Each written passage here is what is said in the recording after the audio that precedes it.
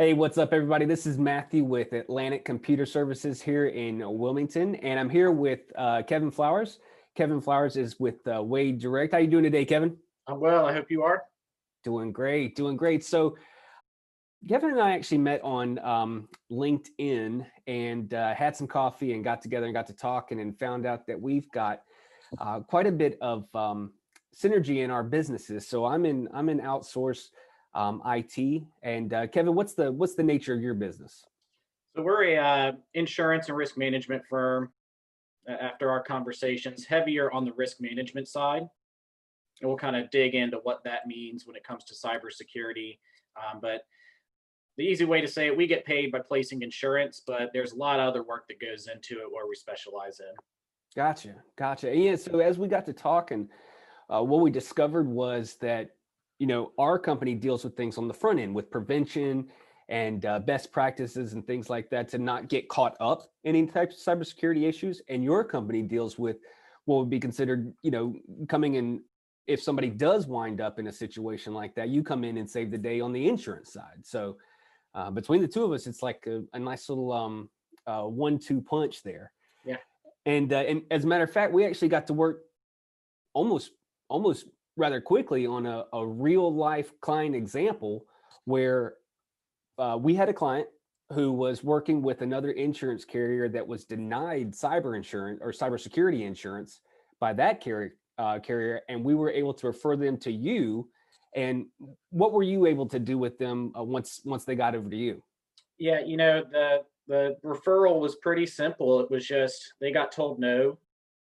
They weren't aware of how the process went. We explained how the process went, what needed to happen to make, an insurance company accept the risk, and the safeguards and protective safeguards that are needed to be put in place.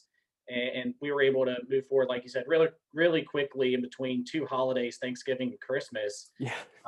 to, address a need that kept this business owner up at night. So you're right.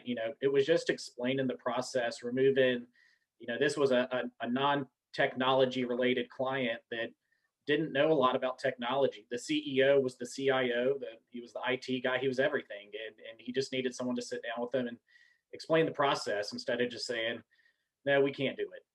Conversation shouldn't have stopped there, but it did. And we're happy that we were able to open the conversation back up.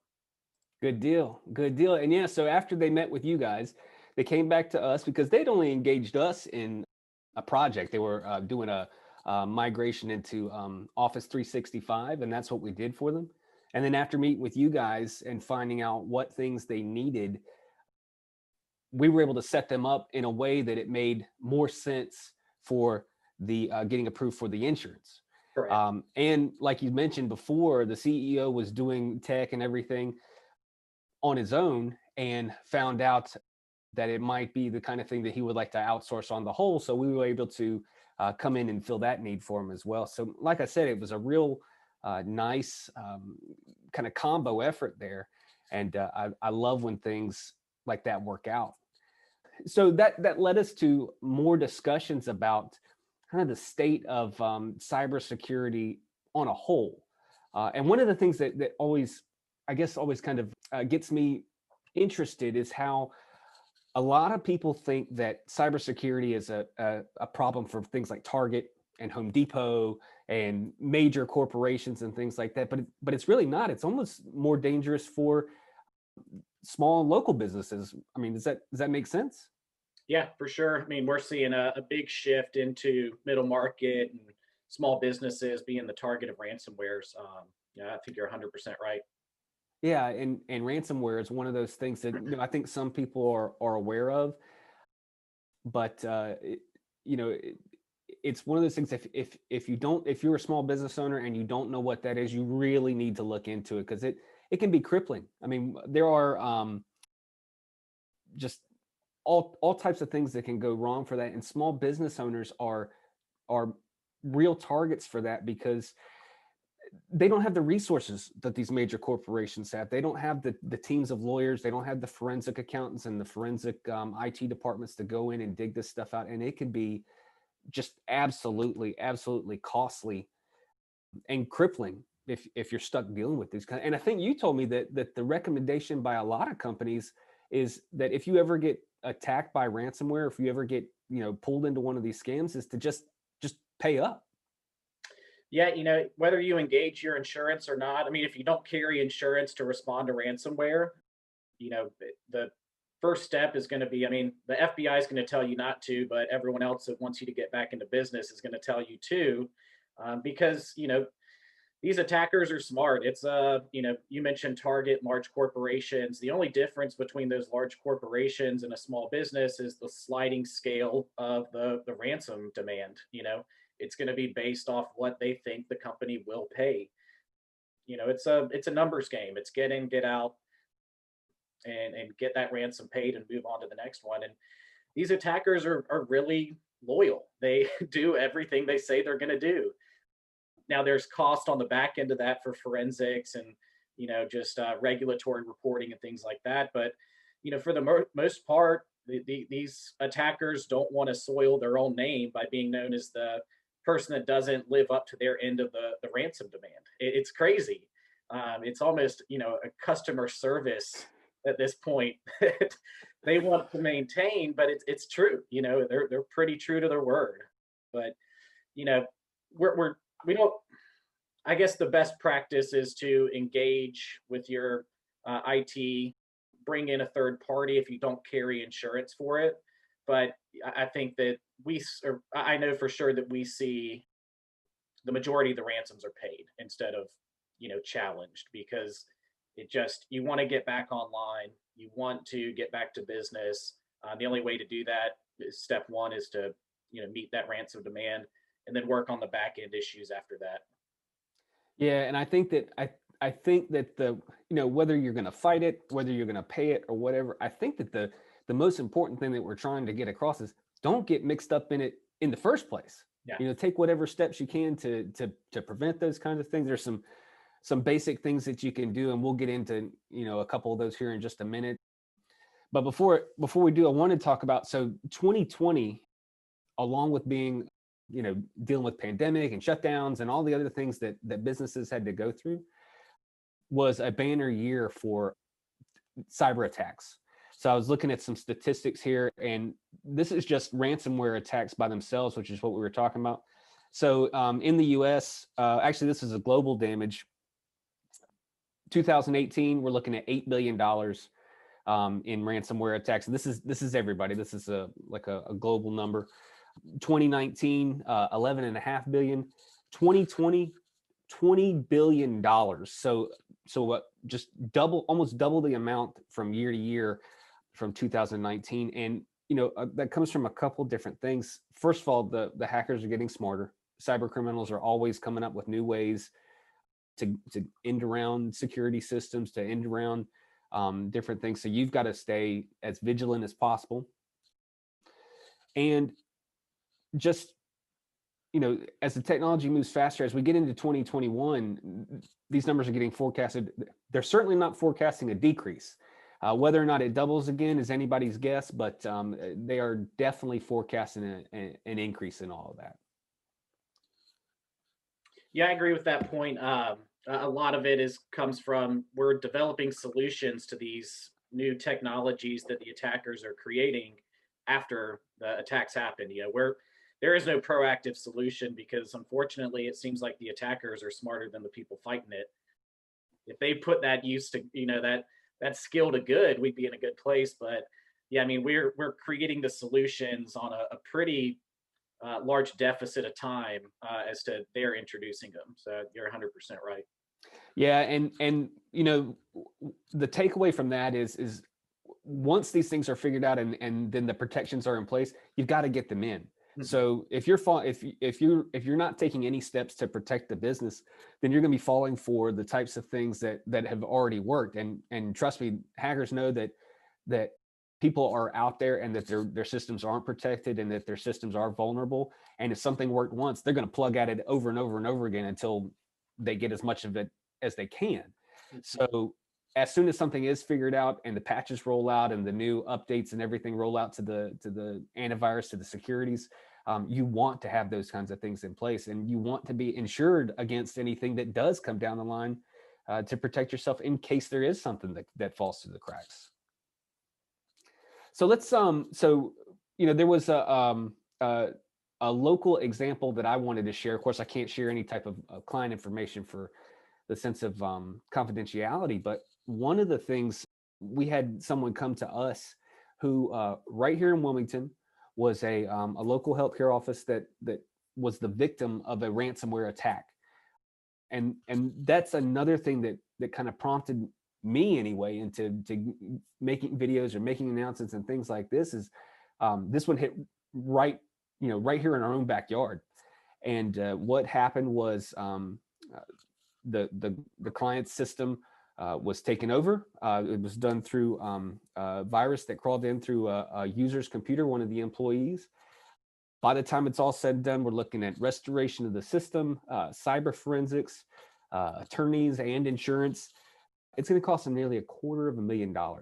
And I know that there are a lot of successful local businesses out of there, but I don't know that anybody can afford to shell out $250,000 that they hadn't planned on paying out to solve these kinds of problems, especially when the prevention measures are just a fraction of that, the types of things that they can do. And on top of all that, since it's a medical office, they've got to deal with all kinds of HIPAA regulations. They've got to deal with all kinds of HIPAA announcements. So you've got to add now reputation management as an issue that they've got to deal with. So one of the things that you and I talked about is, as we get into these videos, is that our goal is to provide advice and some tips that business owners can use, some practical tips and advice. What were some of the things that Wade had as far as information that you guys could share to people, just things that people can just basically make themselves aware of? Yes, I mean, we offer cyber indexing. We can do cyber claim calculators to figure out what a cost looks like based off the number of unique records, or PII or HIPAA, PHI, whatever your industry, data regulations and your data definitions are. We can help formulate what that claim would look like to help you benchmark what limit of coverage you need, what additional ancillary coverage is, like for social engineering or any potential property losses. But really the main thing is just helping kind of create that upfront offense while we can't implement it. We can help walk through with a company, what's needed in order to secure the basic levels of cyber insurance. What are best practices?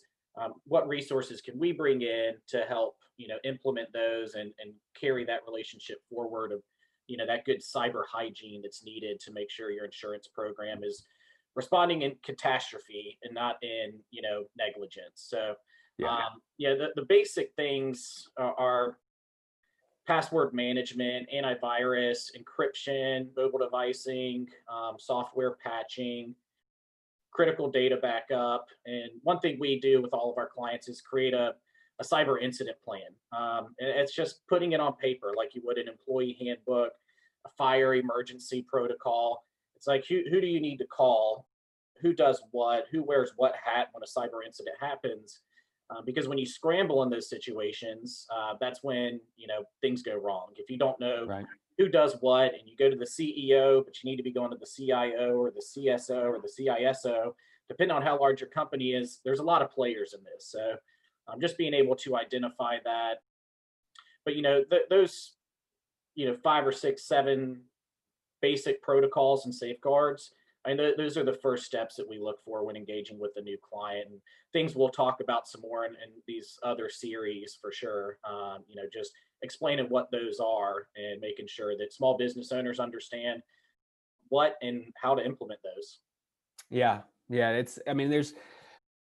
It can be overwhelming. It can get to be a lot of things. It doesn't have to be. And I think that that's the important thing of getting in touch with the right people, talking to people who work in these fields, and just getting some good advice on steps that you can take. Start wherever, like you said before, some companies are larger, some are smaller, but I think that there's steps that everybody can take to protect themselves. And one of those things, you know, I'd like to be able to leave people with just some basic steps that they can start even just today with something as simple as password management, which is one of those things that's like one of the unsung heroes of identity theft is password management. So I went and pulled up what some of the most common passwords are from, let me see, this was from, I think 2019.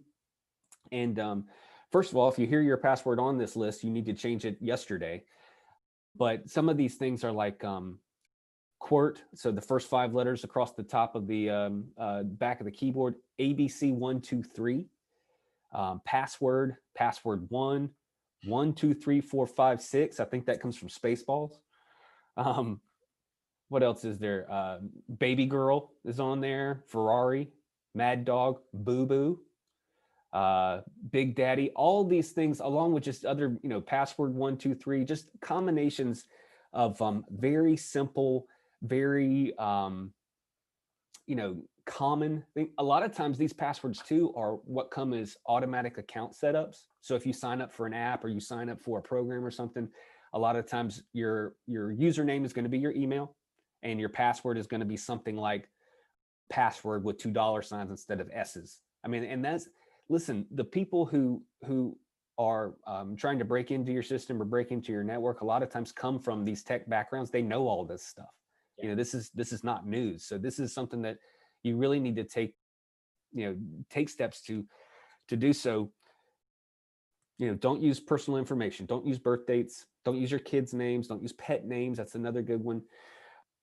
You want to use complex passwords, numbers, characters. I know that it, you know, a lot of people want things that they can remember, that are easy to remember, but mix up capitalizations. Mixing up capitalizations is an easy way to, you know, kind of build some password strength.